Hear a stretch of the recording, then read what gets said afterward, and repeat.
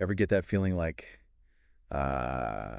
there's just this like built-in sense of right and wrong, like something that goes way beyond just like laws, or religious rules. Hmm. Well, that's kind of at the heart of natural law theory, and that's exactly what we're diving into today Yeah. with some help from the Stanford Encyclopedia of Philosophy. Absolutely. So get ready, folks, because we are about to unpack some pretty serious philosophical concepts. Oh, it's a fascinating area, especially if you've got like a basic grasp, of ethics already. Right. We're going to really sort of dig into the nuances, the debates, and how this whole theory tries to tackle this massive question of where does morality come from? So imagine like a universal code, right? Hmm. But it's not written down anywhere. It's like woven into the fabric of the universe itself. Hmm. That's natural law. But get this, there's a twist, two Oh, sides to this coin. I'm intrigued. Lay it on me. All right, so one side you've got the theological Yep. natural law is like this, it's part of God's plan, like this blueprint for everything. Right. But the other side, it's about us. It's about humans, you know? Right, right. Natural law is also like the compass of our reason, guiding us towards what's inherently good. Yeah, it's like that inner sense of what should be. Okay, but right away, doesn't this like bump heads with other viewpoints? Like what about people who are atheists or agnostic or think morality is like relative, just depends on your culture? You're hitting on a crucial point right there. It definitely creates some tension there. Atheism, agnosticism, ethical relativism, they all kind of shake the foundation of this idea of natural law, right? I mean, they're saying if there's no God or if morality is just, like you said, a cultural construct, Yeah. then this idea of a universal objective code sort of falls apart, doesn't it? It does seem like a pretty big challenge, right? So Yeah. let's say, just for the sake of argument, that there is this cosmic rule book out there. Okay. What's actually in it? Like, what does natural law tell us to do? Well, the basic idea is pretty simple on the surface, Yeah. do good and avoid evil. But Seems easy enough. hold on. Defining good now, that's where things get a bit tricky. Right, because good seems so subjective, right? Absolutely. Like, what I think is good could be totally different from what you think is good. 100%. And that's why natural law really stresses this idea of good before, right? It's not about just maximizing good like utilitarianism or sticking to strict rules like Kantianism. Right. First, you got to figure out what's inherently good, and then you can work out the rules, the right actions to get there. To figure out the goal and then the path. You got it.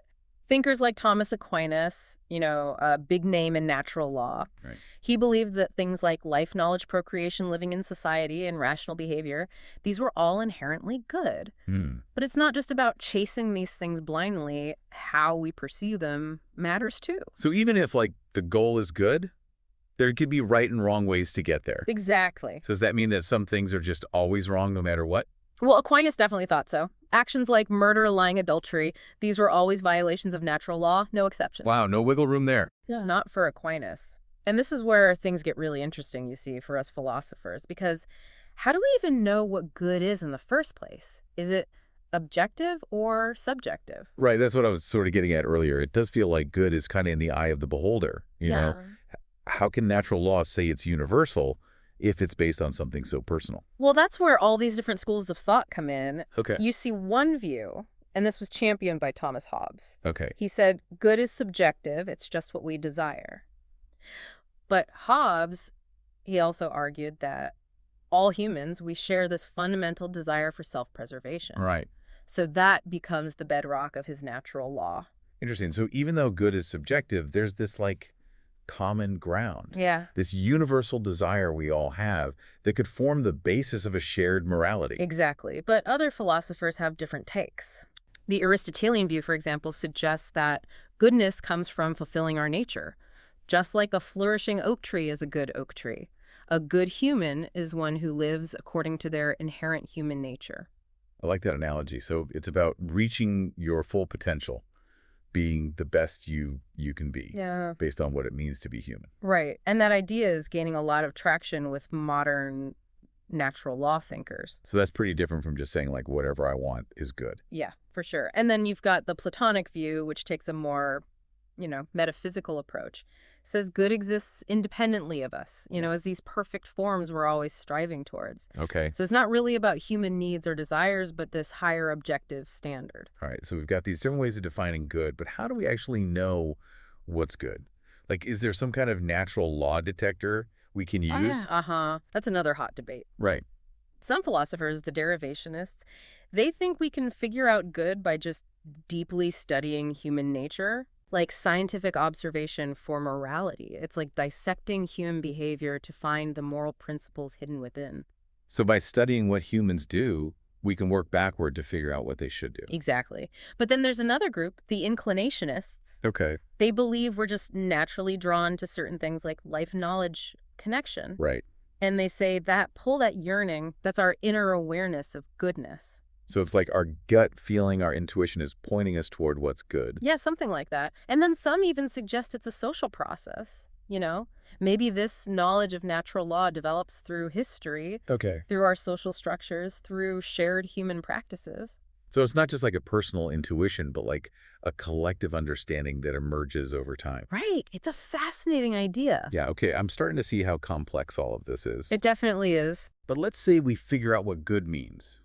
Hmm. How do we go from there to actually knowing what to do, in a specific situation? Yeah. Like, how does natural law make that leap from knowing life is good to knowing don't murder? Well, that's where the rubber meets the road, you know? Right. And it's where natural law faces some of its biggest challenges.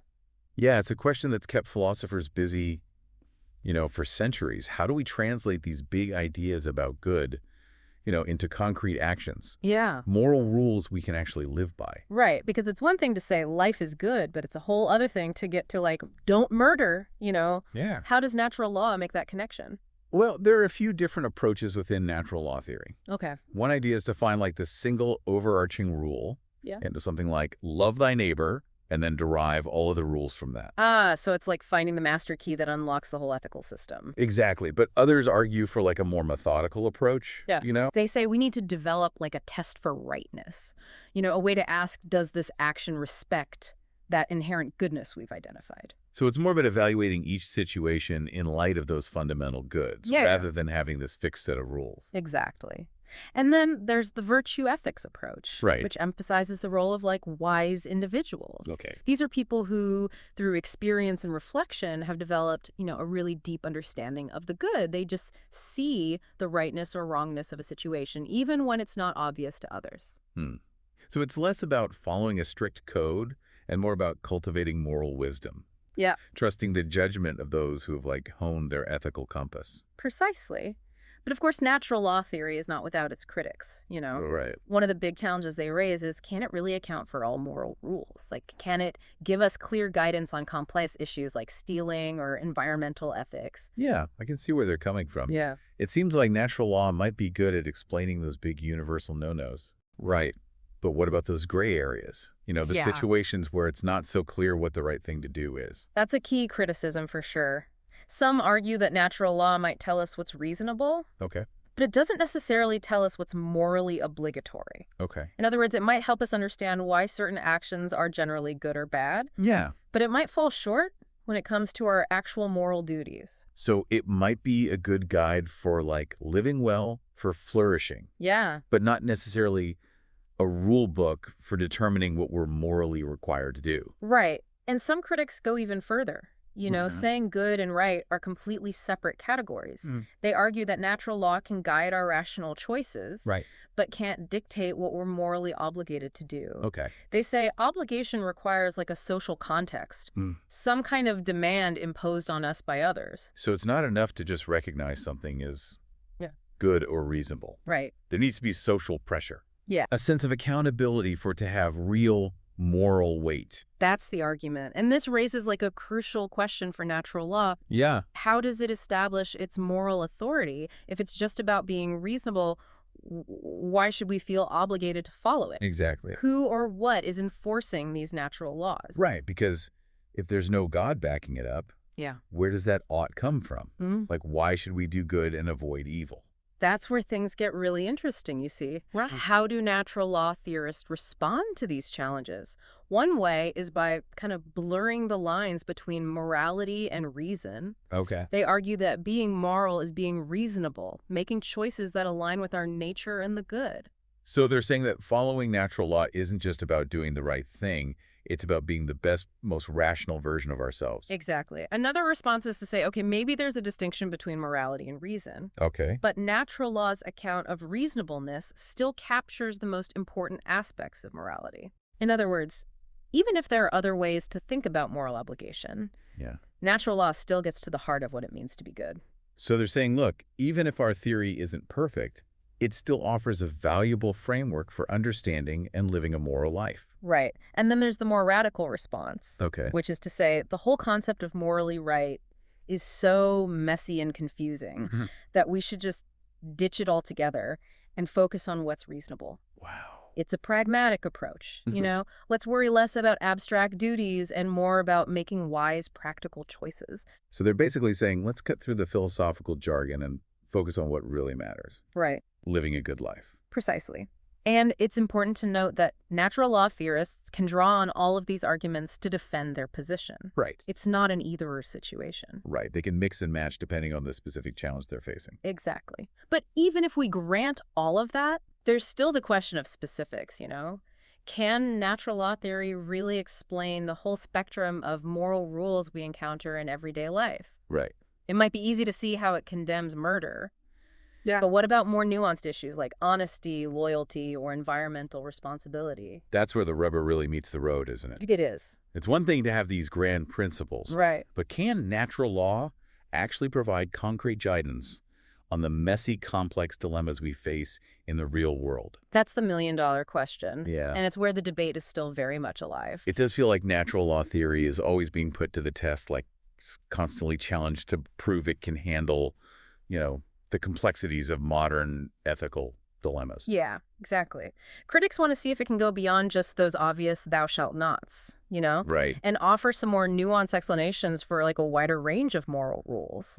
They're asking, can you really derive all of our moral obligations from this idea of inherent goodness? So it's not enough to just say, well, murder is bad because it violates the natural order. Right. They want to know why certain things are good or bad Yeah.